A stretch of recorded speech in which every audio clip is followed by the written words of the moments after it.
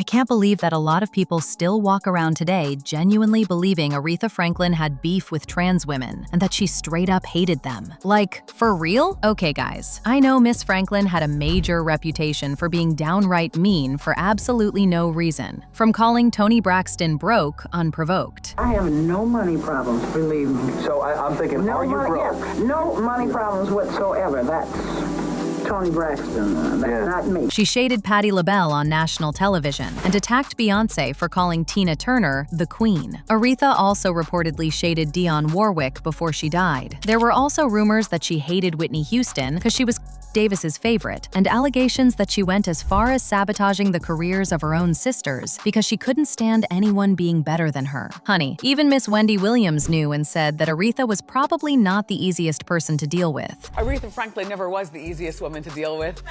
I say that in a loving way because I knew her too. She gave me the business as well.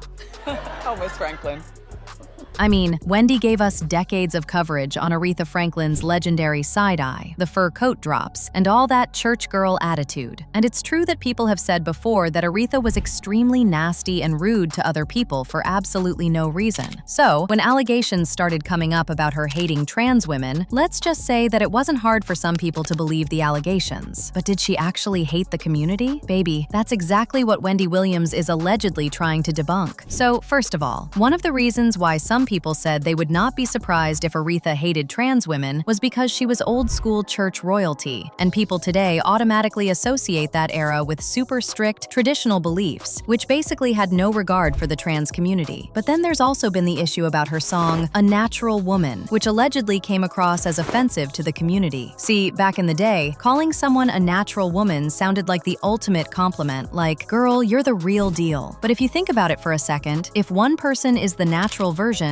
what does that make everyone else? Fake? Unnatural? That's where the sting comes in for trans women. When you've spent your whole life fighting just for people to call you a woman, hearing a song declare that real womanhood is all about what nature gave you at birth feels like a little backhanded slap. Now, did Carole King, who wrote the song for Aretha, sit down with her pen in 1967 thinking, let me exclude trans folks today? Absolutely not. She was just trying to write a gorgeous, soulful track about a guy making a woman feel like her best self. But language is tricky like that. Sometimes a phrase sounds totally sweet on the surface, but it still leaves a bad taste in people's mouths depending on where they're sitting. And apparently, some trans women were very offended. Well, the whole drama actually came back in January 2023, when a Twitter account called the Transcultural Mindfulness Alliance, TCMA, tweeted that Aretha's iconic 1968 anthem, A Natural Woman, was offensive and perpetuated anti-trans stereotypes. The account claimed there was no such thing as a natural woman and demanded that platforms like Spotify and Apple Music pull the track from streaming. At the time, people across social media began bashing trans activists for allegedly coming after the Queen of Soul, saying that woke culture was going too far to try to censor a classic hit. According to them, the song was just a romantic track about how a supportive partner makes a woman feel grounded and valued, and had nothing to do with gender identity debates or trans politics. Eventually, TCMA admitted in direct messages and on its profile that it was a parody account meant to troll the public and provoke outrage against woke culture, and the account owner admitted they never expected people to take the tweet seriously, though the internet ran with it anyway. You might be surprised that even though they said it was satirical, there are guys who still thought that the song was offensive and that Aretha must have hated trans women. And this is exactly the conversation that has come up again recently. But guess what? Based on reports, Wendy Williams is somewhere going like, that's ridiculous. Aretha never hated trans women. And you want to know how Wendy knows this? Allegedly, when she sat down with Wendy, Aretha told her that she was aware that back in the day, some trans women may have found the song offensive. Okay, for those who recall, in late 2010, when Aretha Franklin had a major, mysterious health scare and underwent surgery, every talk show host in America wanted the exclusive first interview with Aretha once she recovered, and she gave the privilege to none other than Wendy Williams. So, There's no way I could come and meet the Queen without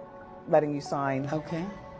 my Oh, boy. 1968 Wow. Time magazine cover. I never thought in my wildest dreams that I would actually meet you. May I? Yes, you Here may. you go, Wellness. We can put this in my... You're keeping it? That's mine! Hey!